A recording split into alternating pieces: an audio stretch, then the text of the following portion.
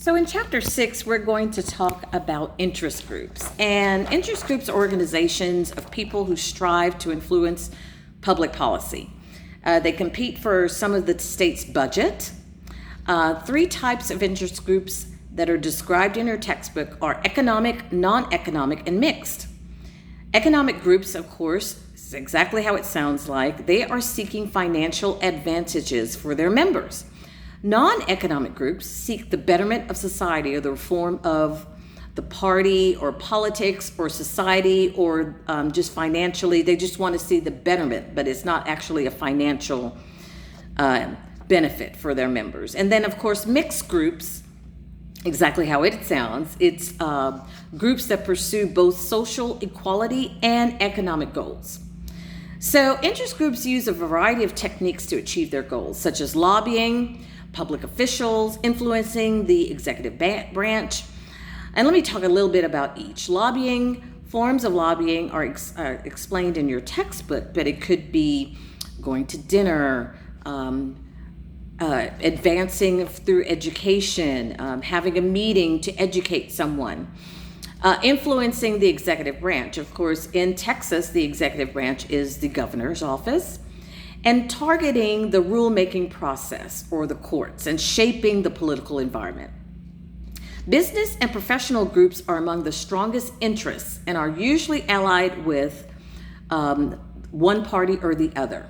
If it's usually business and professional, they are allied with the Republican Party. Large corporations lobby decision makers directly, and smaller interests will use other organizations. In other words, they'll come up under those organizations.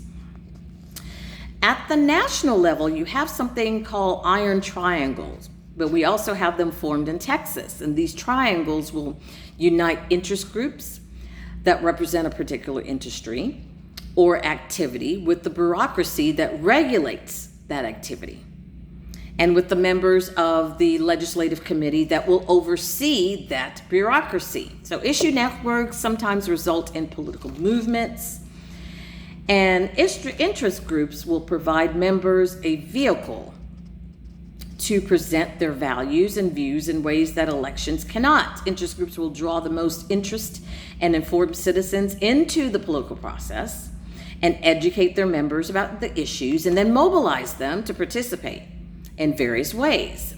Activities could include, as I mentioned before, educational seminars, going to lunch to educate, actually writing or formulating policy. Critics of interest groups feel they contribute to elitism and discourage political participation because it does take a lot of money to make a lot of these interest groups successful. We also have something called a revolving door, and that's an interchange of employees that work for the government and then going into the private sector because they actually know how the government operates and works.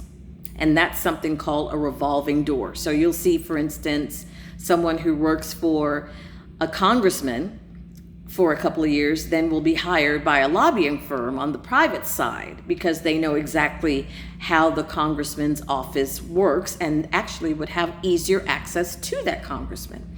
So that's an example of a revolving door. Lobbying activities, and it goes through various forms in your textbook, are regulated by the Texas Ethics Commission.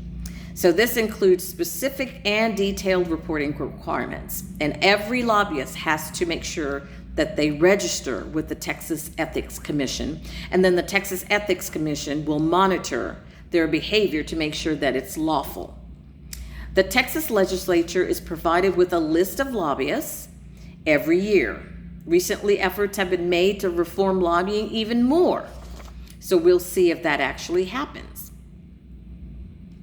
But that covers very quickly your Chapter 6 on interest groups. Thank you.